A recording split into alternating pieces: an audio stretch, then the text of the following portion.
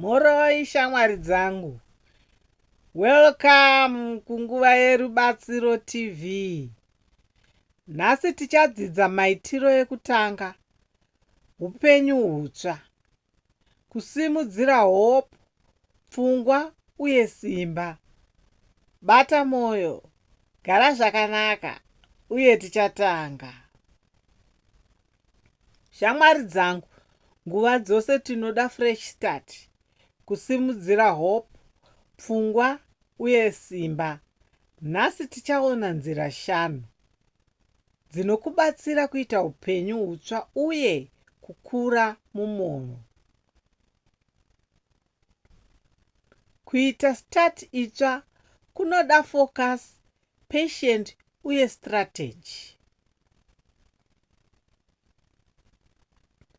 Letting go of past. Kusiya zvakapfuura kunobatsira mwoyo wako kudzokera pakuzorora. Rega marwadzo uye zvisina basa, uye tarisa pamberi. Funga nezvezvinhu zvinokufadza uye ratidza gratitude kune zvawakadzidza kubva munguva yakapfuura. Clear goals and planning. Gadzira magoals ako pachena. Ita plan uye bata mamilestone madiki madiki. Kuziya zvauri kuda kunokurudzira hope uye simba. Positive mindset and affirmations. Shandisa positive affirmations. Ndine simba, ndine hope, ndichabudirira. Izvi zvinodzidzisa pfungwa dzako kukura uye kugara dzakadzikama. Health lifestyle and energy.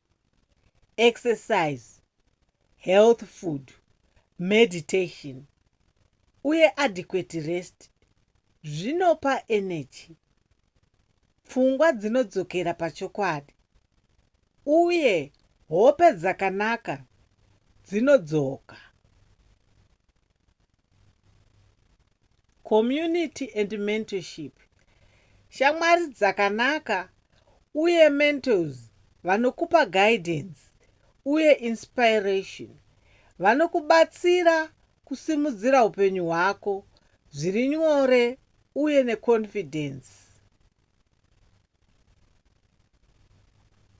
Shamwari dzangu, izvi ndidzo nzira 5 dzinokubatsira kusimudzira upenyu hutsva: hope, pfungwa uye simba. Gara wakasimba, hope dzichadzoka uye mwoyo wako unenge wakasimba. Nguva yako yerubatsiro yasvika.